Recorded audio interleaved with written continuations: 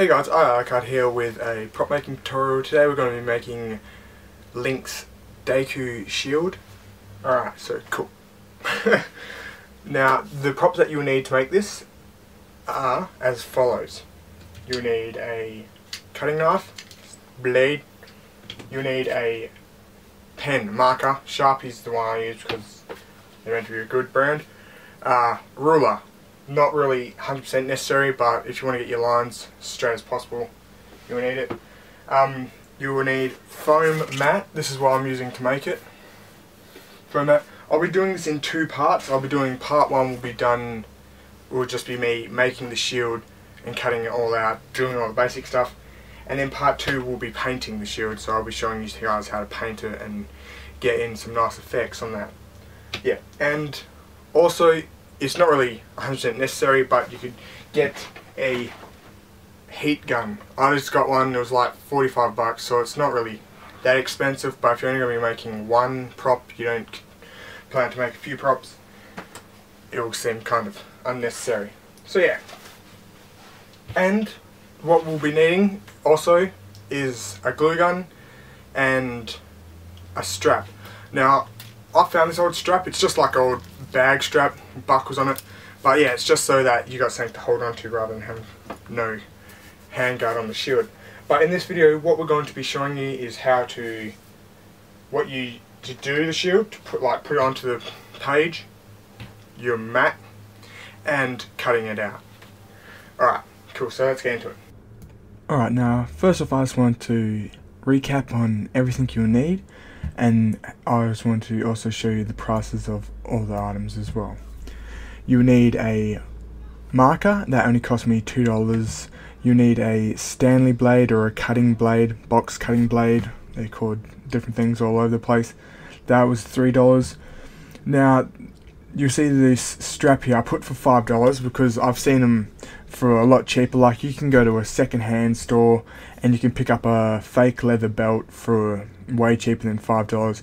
I found this in my room, so it cost me nothing, but you know, I just put $5, so it was a nice good amount. I've seen glue guns on eBay for $3, so you guys can just get that off eBay. Acrylic paints, now $10.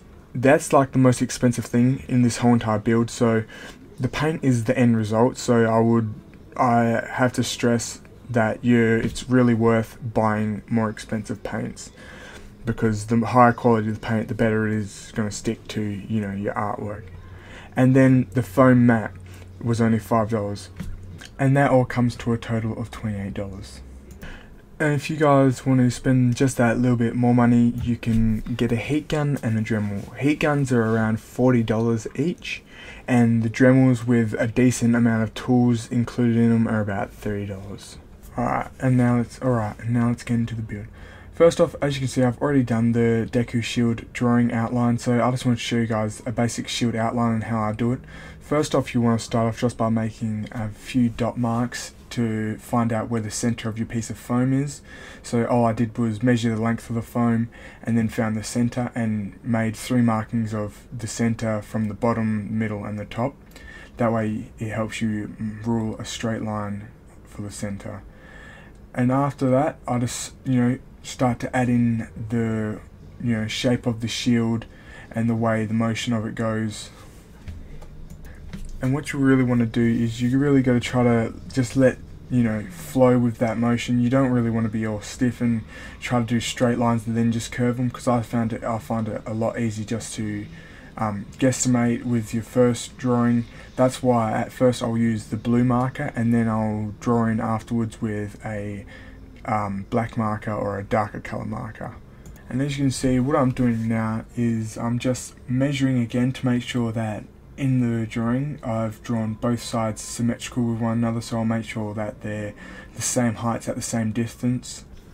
So basically what you need to do is just make sure all the shield flows with it. If, like with the Deku shield, it's not really symmetrical, so you don't even have to really worry too much about it being perfect on either side. I just had to do that because this shield is fairly symmetrical, so I had to get everything right. And now I begin to cut everything out. I made sure to cut everything on an outwards angle, as to not cut it on an inwards angle and then make it so the shields widest point is the outside and it curves inwards, because that's not what the kind of angle I was going for. I wanted it to curve out so it looked like it was cut off a tree. And you got to make sure to be very careful with this. I made sure to follow my lines, not trying to cut through the whole entire thing the first time. All I did was cut it on the line, and then the second time I came through and cut it the rest of the way, so I didn't have to strain too hard and then pay attention to try to keeping that line too straight as well. As you can see, I'm dremeling down the edges now. At first I tried cutting this with a blade, but I just thought it would take far too long. That's why I decided to use my Dremel. You guys can just cut it with a blade if you don't want to go through the expense of having to buy a Dremel, but it's a lot easier just to Dremel it, because that way you're not having to continually cut in that motion and on an angle. And unfortunately, while I was dremeling, for some reason my video camera decided to stop recording, so I didn't get to show you guys all of my dremeling, but you get the general idea. All you gotta do is, do it on the angle, go slowly, don't take away too much at one time. Anyway, now as you can see, what I'm doing here is I'm just cutting in some nice little effects for some of the tree kind of look to it. That way it has like a second depth to it, so when you're painting, some of the paint will seep into there and you can use that as like darker tones in those little gaps, and it'll really add a 3D effect to your wood. As you can see, I've just brought the heat gun as well, so I just went with that slowly. I didn't want to burn it because it was my first try using one, and it worked pretty well. All I did was, slowly go along, heating up spots and bending the foam, and then reheating other spots that didn't bend properly. And as you can see, towards the end I just sort of held it as the shape and then put heat in there and then held my hands there, and it turned out pretty good. Alright guys, and that's it for this half of the tutorial. As you can see, we've done the shield with the mould using the heat gun to make it that round shape, so as that real tree effect that's come off a bit of tree. Next half of the tutorial, what we'll be doing is showing you how to do the detailing on the painting. I'll be showing you how to add a nice wood effect to that and get some good colour tones in that.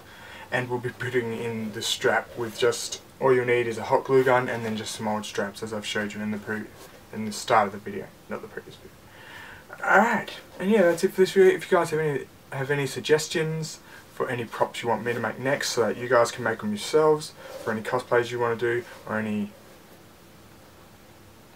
movie making you want to do, cosplays you want to do. So yeah, just comment down below. You can like, favorite this video, subscribe to me if you wanna, and as always, I'll see you on the battlefield.